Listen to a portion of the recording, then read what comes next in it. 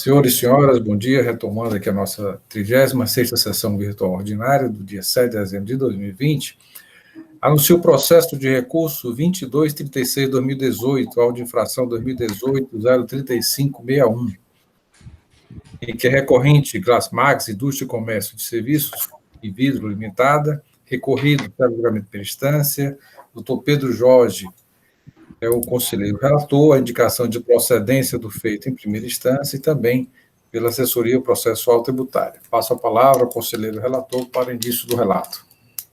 Presidente, eu vou tentar fazer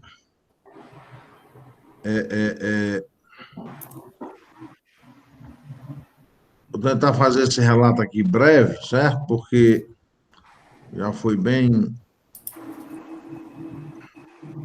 A matéria já foi discutida aí, vamos abrir aqui a... Ai, meu Deus, o bicho aqui é enrolado. Pronto. Então, o relatório, a presente demanda consiste em uma auto-infração lavrado da cobrança de multa no valor de R$ 2.003,40, nos termos trazidos ao auto-infração, na existência de livros fiscais ou contábeis, quando exigido pela legislação, exceto os livros fiscais eletrônicos transmitidos ao fisco. Contribuinte, no decorrer do exercício fiscalizado, declarou não possuir o livro controle de produção e de estoque, contrariando a legislação conforme informações complementares em anexo. O período da infração foi de janeiro de 2015 a 12 de 2015, a penalidade foi o 123.5A. Tá? Acho que o da doutora Helena foi 2014, né? Segundo a autoridade autuante, ao ser intimado a apresentar o livro de controle de produção de estoque, o contribuinte respondeu à intimação declarando que não possuía esse livro. As folhas 29, a autuada apresentou impugnação, alegando que o auto de infração seria improcedente, tendo em vista que teria entregue os livros para fiscalização, mas, antes de lavrado o auto de infração, teria efetuado o pagamento do ICMS. Alega ainda que a multa aplicada seria desproporcional. Em análise de primeira instância, o julgador afastou todos os argumentos do contribuinte e julgou o auto de infração totalmente procedente, por considerar que a infração estaria devidamente caracterizada sem quaisquer contra-argumentos do contribuinte em relação aos fatos, certo? Então, voltando aqui para a decisão,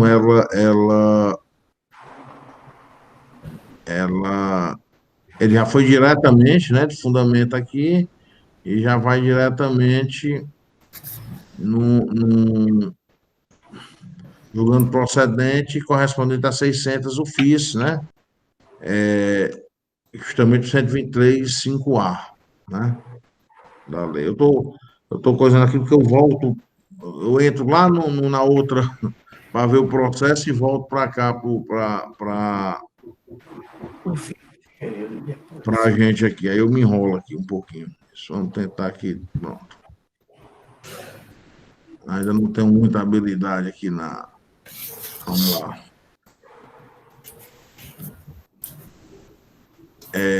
As folhas 45, o contribuinte apresentou recurso ordinário, no qual reafirma a desproporcionalidade da multa aplicada, bem como pelo reenquadramento da penalidade prevista no 123.5B. Analisando o caso, a assessoria processual tributária emitiu parecer no qual opinou pelo conhecimento do recurso, mas negou provimento para considerar procedente a autuação, tendo em vista que a infração estaria perfeitamente caracterizada, bem como a recorrente não trouxe aos elementos concretos que pudessem afastar as conclusões dos auditores fiscais, deixando de desincumbir-se do ônus da prova a existência de fatos impeditivos, modificativos ou extintivos do direito do fisco constituir o crédito tributário. Então, é isso, presidente. Esse é o relato bem sucinto aí da nossa matéria. Obrigado, doutor Pedro. Da forma regimental, passo a palavra para o Matheus Zena Neto, considerando que uma matéria semelhante, analisada, apreciada no processo anterior. Então, Matheus. Ok, senhor presidente, senhores conselheiros. Nossa. voluntária. Há uma diferença interessante aqui.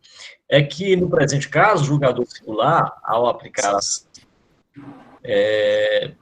inexistência de livro de produção de estoque, ele, que foi uma das discussões que nós tivemos, ele aplicou o item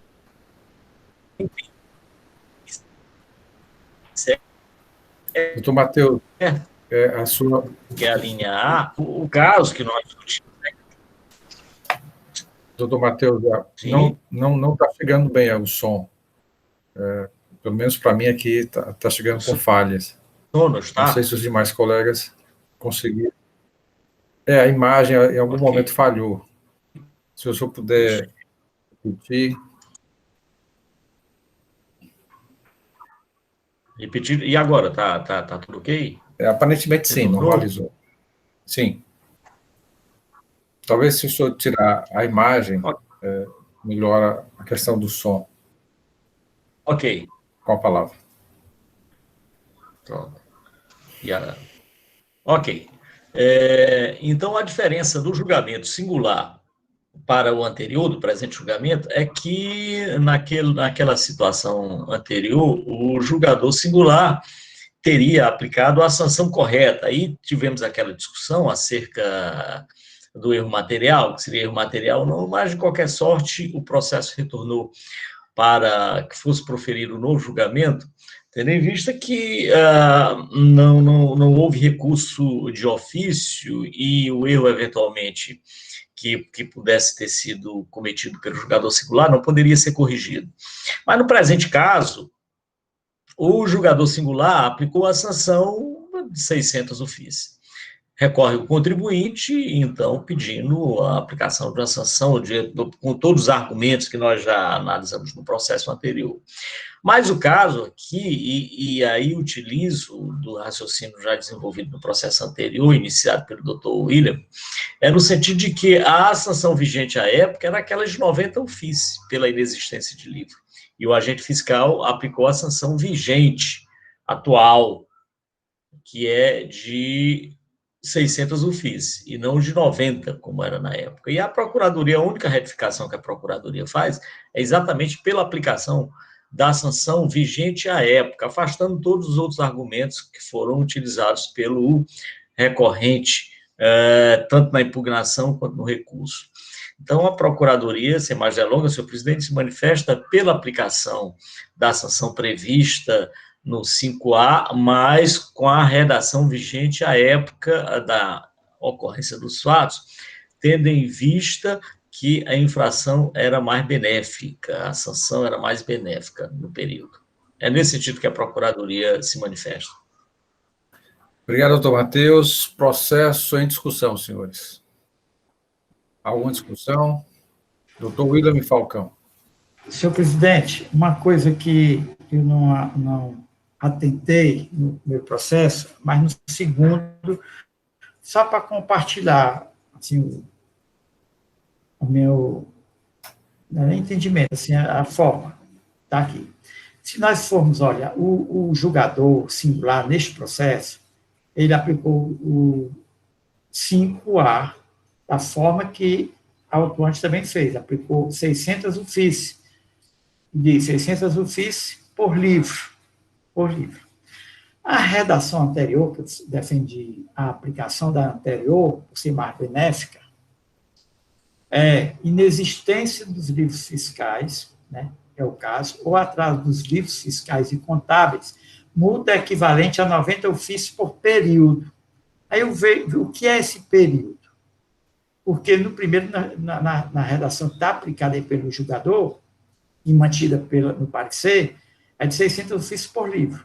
Aqui falava o período, mas que período é esse? No caso desse livro, o período, o exercício todo de 2015, é isso? Aí assim, ó, eu acho que eu não estou interpretando erroneamente, não, porque ele colocou por período, porque essa redação, antes de 90 ofícios, era 10 ofícios antes, e quando era 10 ofícios, a redação era essa,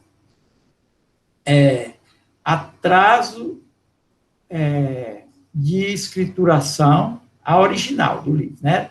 Atraso de escrituração dos livros fiscais, multa equivalente a 10 UFI por período de apuração. Aqui, ó, fala em atraso, só, originalmente era só atraso, por período de apuração, que ICMS é mensal.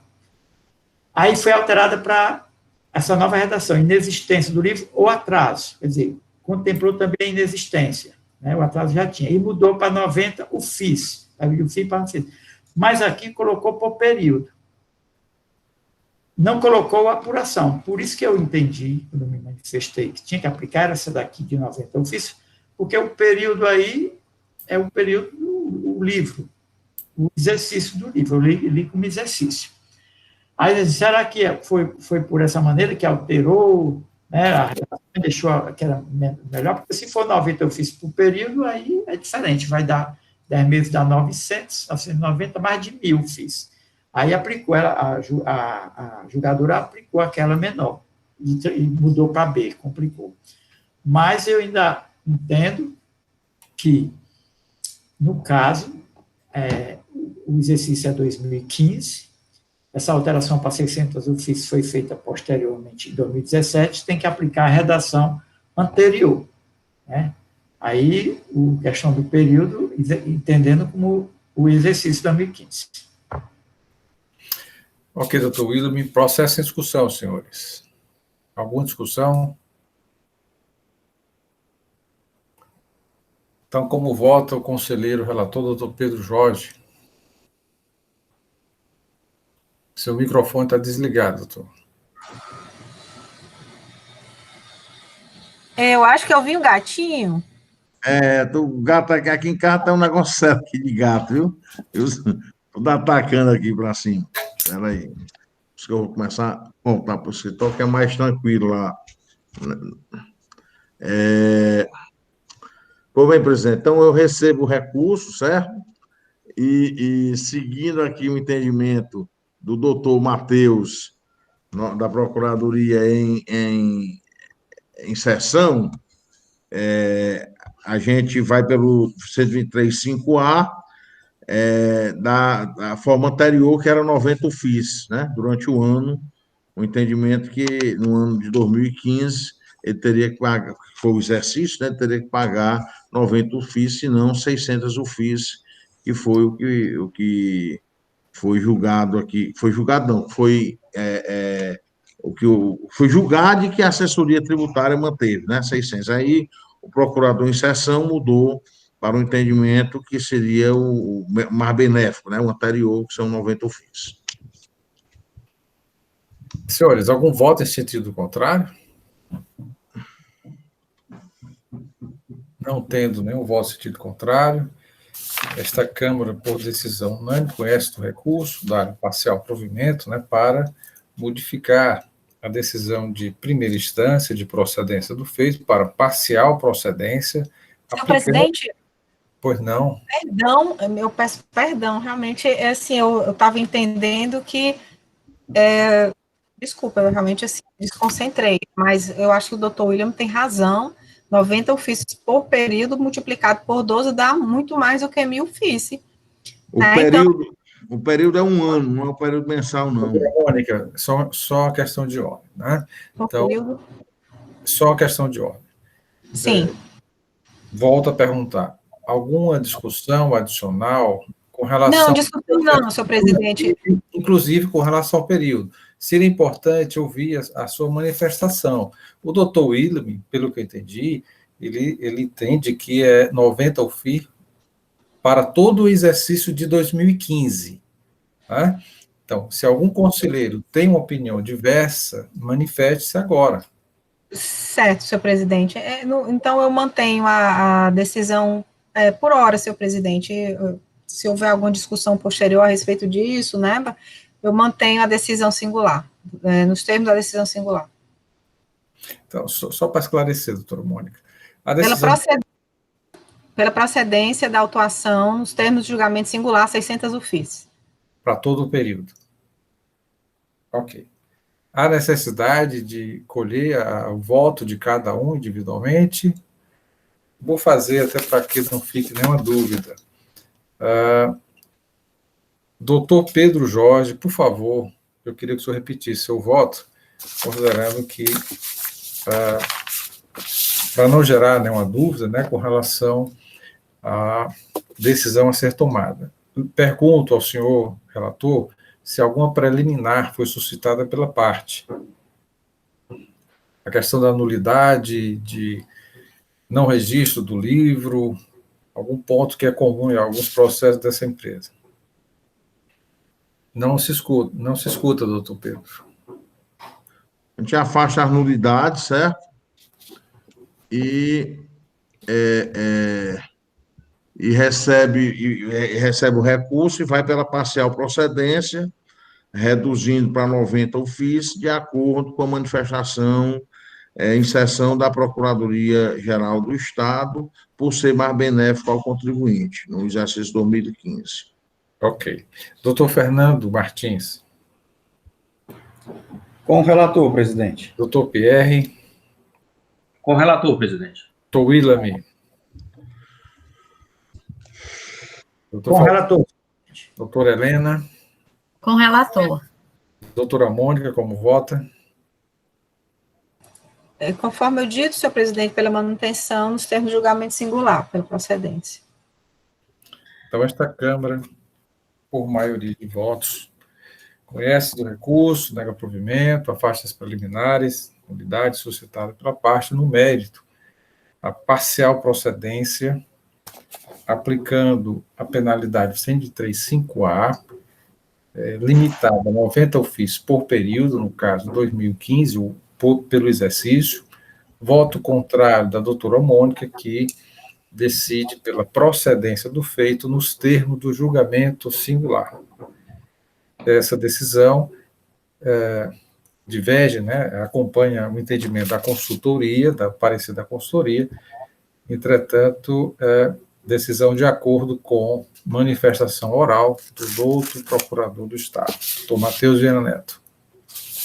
Dando seguimento à nossa pauta, temos o último processo da pauta, processo de recurso número 2215/2018, áudio de infração 2018-3531, recorrente Glasmax, recorrido, célula de julgamento de primeira instância, doutor Pedro Jorge, ao conselheiro relator, e já passo a palavra para o seu relato. Pois bem, presidente, a presente demanda consiste em uma auto-infração lavrada pela cobrança de multa no valor de R$ 3.207,50, nos termos trazidos na auto-infração. Omitir informações em arquivos eletrônicos ou, nesses, informar dados divergentes dos constantes nos documentos fiscais. O contribuinte informou na FD do exercício fiscalizado registro H005, correspondente ao inventário como valor de R$0, enquanto declarou o valor de R$ 4.171.671,94, na declaração de imposto de renda de pessoa jurídica, conforme informações complementares em anexo.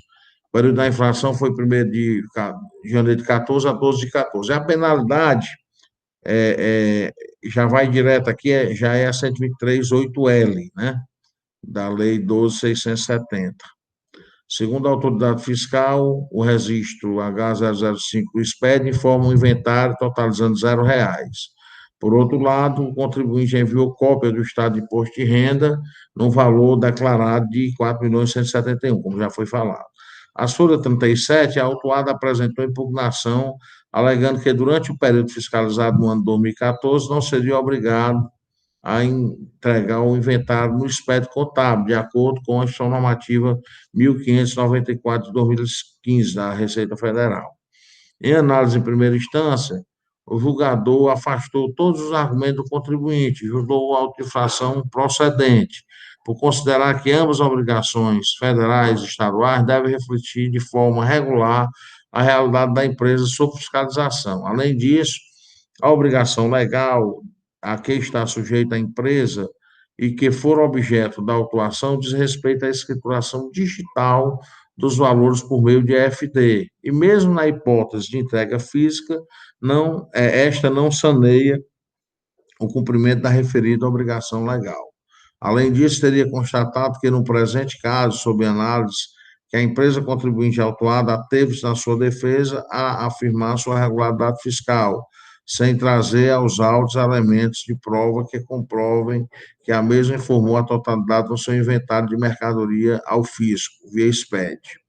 Portanto, sem trazer aos autos elementos de prova suficiente para refutar a acusação feita pela autoridade fiscal. Isso aí foi mais ou menos o que a fiscal julgou, né, o julgador de primeira instância. As folhas 54, o contribuinte apresentou recurso ordinário, reitera os argumentos trazidos na impugnação, mas insurge também contra a desproporcionalidade da multa aplicada. As folhas 65, faz uma emenda ao recurso ordinário, onde alega que não consta no livro de ocorrência, livro de registro de empresa, a anotação do termo de encerramento da fiscalização. Analisando o caso, a Assessoria Processual Tributária emitiu parecer no qual opinou pelo conhecimento do recurso ordinário, negando-lhe provimento para considerar procedente a autuação, tendo em vista que a infração estaria perfeitamente caracterizada, bem como a técnica fiscal adotada pela fiscalização desse processo. Vale ressaltar ser método de indiscutível eficiência, no sentido de apontar a irregularidade praticada pelo contribuinte autuado, já que os elementos que compõem a declaração de imposto de renda da pessoa jurídica transmitida ao governo federal são as informações fiscais e contábeis da empresa, comprovando o cumprimento dos deveres tributários enquanto pessoa jurídica. Assim, não descaracteriza a infração praticada pela recorrente o fato do autuante demonstrar o ilícito tributário utilizando o SPED e FD do contribuinte e a declaração de imposto de renda de pessoa jurídica apresentado pelo recorrente. Então, é isso, presidente. Aí está em apertada síntese o relato. Obrigado, doutor Pedro. Da forma regimental, passo a palavra ao doutor Matheus Vera Neto, representante da PGE. Ok, senhor presidente e senhores conselheiros. Bem, a infração apontada pelo agente fiscal é omitir informações em arquivos eletrônicos ou nesse informar dados divergentes constantes de documentos fiscais. Essa é a penalidade de 2% sobre o valor das operações ou prestações omitidas ou informadas incorretamente, limitadas a 2.000 UFICs. Pois bem, qual foi a divergência apontada já o relator já o disse de forma muito clara, é a divergência entre o estoque informado lá na declaração do imposto de renda do contribuinte e aquele que é informado na sua escrituração fiscal. A divergência é evidente. Tal. Então, foi essa divergência que resultou na sugestão de aplicação da sanção aí contida no auto de infração. Está correta essa aplicação? Ora, a divergência existe, efetivamente existe. A partir dos elementos que foram coletados pelo agente fiscal, a divergência está caracterizada. E o único argumento que o contribuinte traz, relevante, que seria relevante para isso, ele não discute porque a diferença, qual a razão dessa diferença entre o valor informado na declaração do imposto de renda e a declaração informada na escrituração fiscal digital. Ele só disse que não seria válido essa utilização da declaração do imposto de renda para comparar com a sua escrituração fiscal digital não seria válida. É o único argumento. Ora, são informações fiscais e, a partir dessas informações, o Estado, ao fiscalizar, se utilizar uma ou outra, certamente obterá, se utilizar a informação da Receita Federal para fiscalizar ou informar aquela que ele declarou na escrituração fiscal digital, isso resultará em consequências diversas, em resultados diversos. Claro, se eu utilizo um estoque de 1.000 para fazer um levantamento, estoque de 10.000 é evidente que o resultado final será diverso. Daí a importância de que essas informações sejam harmônicas, sejam as mesmas. pode haver diferença, não há justificativa nenhuma para haver essa diferença. Razão pela qual, senhor presidente, porque os outros argumentos que ele utiliza, de nulidade e tal, são absolutamente relevantes. Razão pela qual a Procuradoria entende, sim, que o caso é de aplicação da sanção sugerida pelo agente fiscal, que é omitir informações nos arquivos magnéticos. E é nesse sentido que a Procuradoria se manifesta. É isso, senhor presidente. Obrigado, doutor Matheus. Processo em discussão, senhores. Doutor William Falcão com a palavra, depois o doutor Pierre. Obrigado, senhor presidente. Quando se trata do 123.8L, a gente vê muitas divergências na aplicação desse dispositivo. Aí, quando eu vi que se tratava do inventário, assim, lá se vem uma confusão. Mas não há confusão. Parabéns para a colega da revisão fiscal, fez uma informação complementar, né, que, tal qual as demais, muito bem feita, e foi muito coerente aqui na aplicação, né? Tive dúvida, né, porque tem limitado a 1.000 FIIs, 2% por período de apuração limitado a 1.000 FIIs. Aí o inventário, como é que faria? Então, o que foi que ela fez? O inventário na FD, ele declarou 0,00, ou seja, ele não informou o inventário na FD. Mas ela viu lá na Receita Federal, quando pegou a documentação da declaração da pessoa jurídica, e viu lá 4.171.671,94. Ela fez o demonstrativo. Qual a penalidade do 123.8L? 2% da omissão limitada a 1.000 FIIs. O que ela fez? 2% dá quanto de 4 milhões? Multa 83.433,40. E ao lado, ela escreveu a multa 1.000 FIIs, que é o limite, reduzida a 1.000 FIIs, e escreveu 3.207,50, que é o que foi lançado no auto de infração. Super bacana. Daí tá perfeito, não tem nem o que questionar, se aprofundar nesse questionamento. Fiquei muito satisfeito, sabe, com essa questão aí. Ademais, no termo circunstanciado, que o contribuinte disse que o rudífito não foi preenchida, aquela questão, a legislação manda final da ação fiscal, também aqui ela informa de forma categórica, que seguiu o artigo 823, que preencheu lá o auto de infração, os termos de início, termos de conclusão, estão aqui.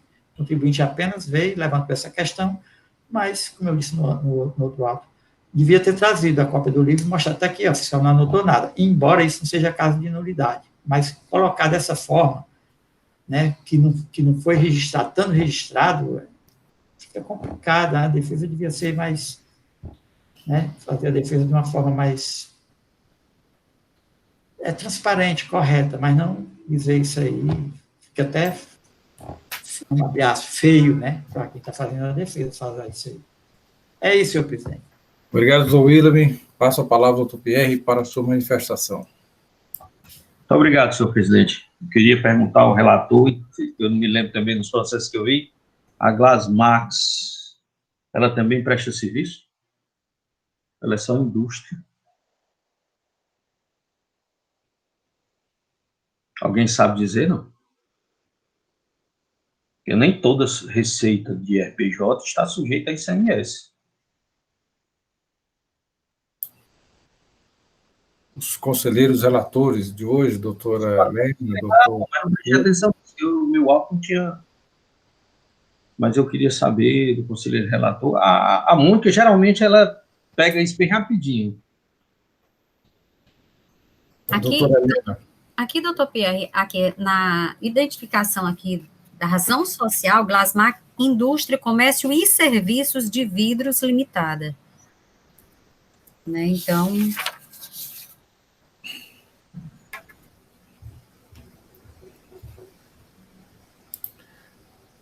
Com a palavra, doutor Pierre. Senhores, aqui nós temos um caso muito interessante, senhores e senhores. Eu tive a oportunidade de julgar a questão do imposto de renda, ao contrário. Quando no livro de transparência, quando tinha do ICMS, se cobrava imposto de renda. O que acontece é o seguinte, existem, ou provavelmente existem, não sei, tem que ver aí, receitas e são oriundas de prestação de serviços, sobre os quais não incide ICMS, sim ISS, que vai incidir da base de cálculo, que não estava no livro de apuração de ICMS. A fato a receita estar no IRPJ é um indício, mas não é prova de omissão de receita sujeita a ICMS. Neste caso específico, a empresa tem também receitas oriundas de prestação de serviço. Mas aí é assim, eu sei quanto à omissão, mas mesmo assim ela teria a obrigação de escriturar ou de apontar essas operações no livro de registro ICMS, se não forem sujeitos a ICMS? Doutor Pierre, é só esclarecimento, talvez o doutor William ou alguém faça. Ele está se referindo apenas aos estoques, não à receita. Não sei se esclarece. Doutor William, o senhor pode concluir, doutor Pierre, por favor.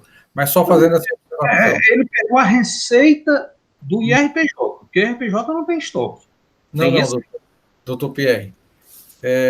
Talvez o doutor William possa esclarecer. A divergência está na informação que ele prestou à Secretaria da Fazenda com estoque zero. E o estoque informado à Receita Federal também zero. Pelo menos foi o que eu entendi. O doutor William talvez possa esclarecer. Ele não fala de receita, mas eu entendi que a posição dos estoques. Doutor William, para esclarecimento.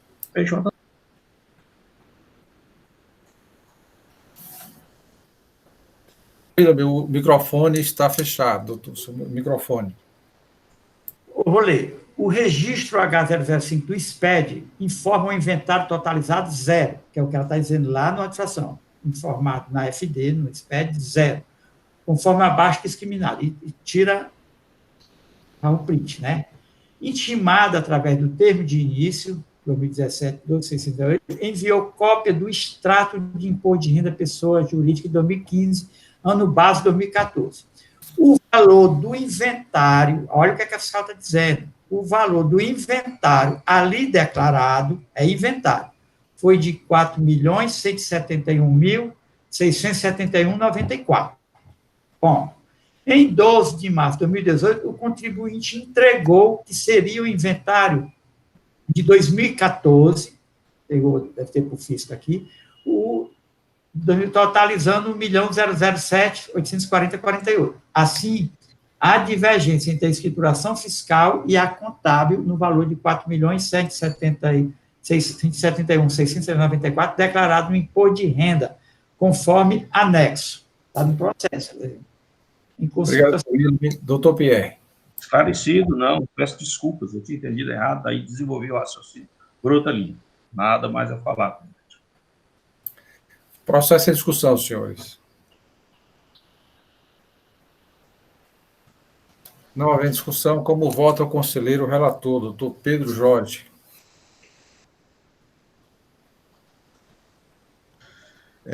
Eu voto pela procedência do auto de infração, né, depois de já ter sido tudo esclarecido, baseado nos 2%, limitado a 1.000 FIIs, né, conforme o julgamento de primeira instância e parecer da assessoria processual tributária.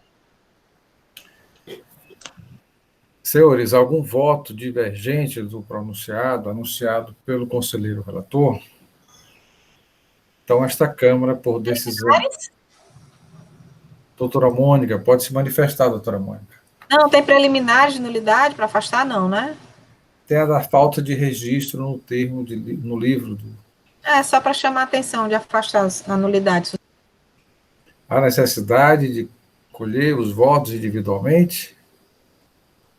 Então, esta Câmara, por decisão unânime, conhece do recurso, nega provimento, afasta a preliminar de nulidade por falta de registro no termo de ocorrência e, no mérito, confirma a decisão de primeira instância, de acordo com o parecer da Célula de Assessoria Processual Tributária e também manifestação da douta PGE, representada aqui pelo doutor Matheus Viana Neto. Esta decisão para o último processo da pauta e pergunta aos senhores em assuntos gerais, algum ponto a ser observado, algo a ser tratado. Não tendo nada em assuntos gerais, convoco os senhores para a 37ª sessão ordinária, que se realizará no dia 8 de dezembro de 2020, terça-feira, amanhã, em que teremos 4 processos. Processo da Brasex Comercial Exportadora Limitada. Esse processo da relatoria da doutora Antônia Helena já esteve em pauta por 2 ocasiões, onde houve sobrestamento, né? E agora, já confirmado, foi regularmente intimado o contribuinte, o representante da parte, para sustentação oral, doutora Juliana, então doutor Lincoln Magalhães. Temos processo de número 451/2018, da relatoria também da doutora Helena, Hyundai Elevadores Limitada, e 2 processos da relatoria do doutor Carlos César Quadros Pierre, da Glasmax Indústria e Comércio de Serviços e Vidro Limitada. E com isso nós concluímos, né, toda essa quantidade de processos, né, dessa empresa Glasmax Indústria e Comércio desde semana passada, que estamos julgando processos de 2 ações fiscais. Agradeço a participação de todos e até amanhã, se Deus quiser. Até amanhã, pessoal.